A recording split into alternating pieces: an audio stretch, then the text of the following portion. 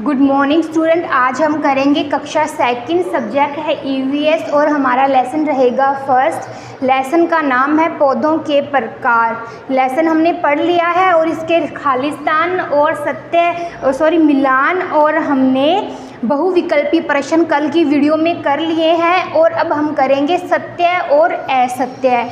जो कथन सत्य है उसके सामने सत्य लिखना है और जो कथन असत्य है उसके सामने असत्य लिखना है। जैसे कि हमें ये लाइन दी गई है, अगर ये लाइन सत्य है तो हम इस बॉक्स में स लिख देंगे, स मतलब सत्य। अगर ये लाइन गलत है तो हम इसके सामने अ लिख देंगे, मतलब असत्य। स का मतलब सत्य मतलब सही, ए का मतलब असत्य मतलब ये लाइन गलत है। तो हम पहली लाइन देखते हैं। बेल बड़ा पौधा है। बेल बड़ा पौधा है क्या? बेल बड़ा पौधा है? बिल्कुल नहीं है बेल बड़ा पौधा, बेल छोटा पौधा है। ठीक है, ये ज़मीन पर रेंगता है, ये बड़ा पौधा नहीं है। बहुत बड़े पौधे वृक्ष कहलाते हैं। जी बिल्कुल हाँ, ये बात सत्य है। बहुत बड़े पौधे वृक्ष ही कहलाते हैं क्योंकि इनका तना लकड़ी का बना हुआ होता है, इनकी जड़ें भूमि के अंदर फैली हुई होती हैं और ये क्या होते हैं, इनका मोटा लकड़ी का धड़ होता है। ये पौधे बड़े पौधे होते हैं और वृक्ष कहलाते हैं। बहुत बड़े पौधे वृक्ष कहलाते हैं। जी बिल्कुल कहलाते हैं, ये बात सत्य है। तो इसमें हम लिख देंगे स। वह पौधे, तीसरा, वह पौधे जिन्हें सहारे की आवश्यकता होती है बेल कहलाते हैं।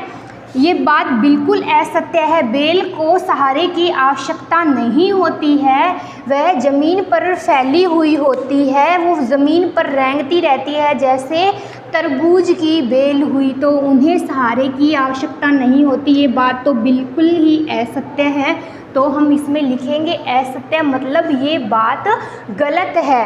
अब चौथा करेंगे। वे कोमल पौधे जिनका तना बिना लकड़ी का होता है जड़ी बूटी कहलाते हैं। वे कोमल पौधे जिनका तना बिना लकड़ी का होता है जड़ी बूटी कहलाते हैं। ये छोटा पौधा होता है, बिल्कुल कहलाते हैं। ये बात बिल्कुल ही सत्य है। अब हम करेंगे पांचवा। फूल गोभी लपेटने वाला पौधा है क्या फूल गोभी लपेटने वाला पौधा? नहीं, फूल गोभी लपेटने वाला पौधा नहीं है। लपेटने वाला पौधा जो वो लताएं होती हैं, फूल गोभी लपेटने वाला पौधा नहीं है। ये बात बिल्कुल ही असत्य है, तो हम इसमें लिख देंगे ए। अब हमें अगला करना है ख। निम्नलिखित प्रश्नों के उत्तर देने हैं। हमें प्रश्न पूछे गए हैं लेकिन हमें उन प्रश्नों के उत्तर दिए गए हैं। आपको ये नोटबुक में करना है, मैं आपको समझा देती हूँ, आंसर आपको पीडीएफ हो जाएंगे। तो पहला देखते हैं हम, जड़ी बूटी क्या होती है? दो उदाहरण दीजिए कि जड़ी बूटी क्या होती है। इनके हमें दो उदाहरण देने हैं। ये क्या होते हैं? बहुत छोटे पौधे होते हैं। इनका तना क्या होता है? कोमल होता है और हरे रंग का होता है।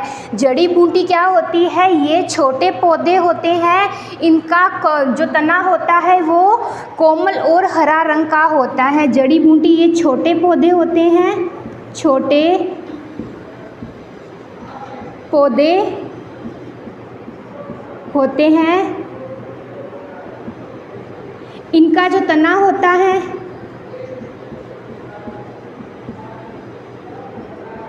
कोमल और हरा होता है। यह जड़ी बूटी का आंसर।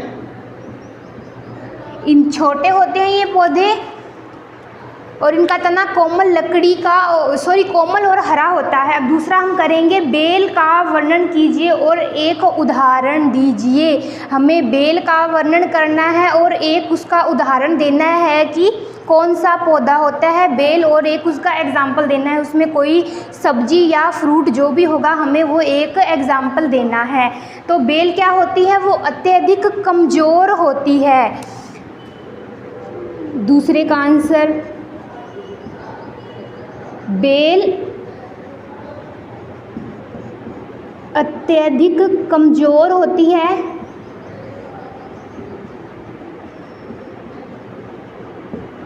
ये कमज़ोर होती है और ये धरती पर रेंगती है। जैसे कि एग्ज़ाम्पल हम देंगे तरबूज, ये भूमि पर रेंगती है।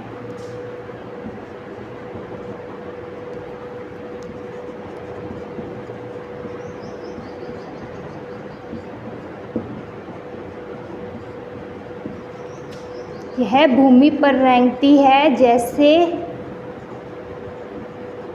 तरबूज। ये हुआ दूसरा क्वेश्चन। बेल का वर्णन कीजिए तथा उदाहरण दीजिए। बेल अत्यधिक कमज़ोर होती है, यह भूमि पर रेंगती है, जैसे तरबूज। तरबूज देखा होगा आपने, खेत में लगा हुआ, वो ज़मीन के अंदर नहीं होता, वो ज़मीन के ऊपर ही होता है और वो उसकी जड़ें और जो बेल होती हैं वो दिखाई देती हैं हमें, भूमि के ऊपर ही रखी हुई दिखाई देती हैं।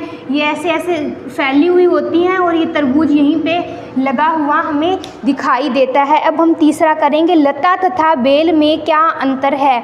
अब हमें लता तथा बेल में अंतर बताना है। लताएं क्या होती हैं, इन्हें लता क्या होती है, इन्हें सहारे की आवश्यकता होती है। लता को सहारे की आवश्यकता होती है, जबकि बेल को क्या है, सहारे की आवश्यकता नहीं होती। जबकि बेल को सहारे की आवश्यकता नहीं होती है। लता क्या होती है, उसे सहारे की आवश्यकता होती है और बेल को सहारे की आवश्यकता नहीं होती। लताएं जो क्या होती हैं, अगर दीवार है तो वो दीवार के ऊपर अपनी जड़ों को जकड़ लेती हैं और वो उसे उसी सहारे के द्वारा वो ऊपर बढ़ती जाती हैं। जैसे ये बेल है, ये पत्ती हैं और ये दीवार है, चाहे इसे किसी भी प्रकार का सहारा मिलेगा ना तो वो उसी को जकड़ लेगी। ठीक है। अब हम अगला क्वेश्चन करेंगे, लपेटने वाले पौधों के दो उदाहरण दीजिए। लता क्या होती है, उसे हम लपेटने वाला पौधा भी कहते हैं। इसके दो उदाहरण कौन कौन से हैं।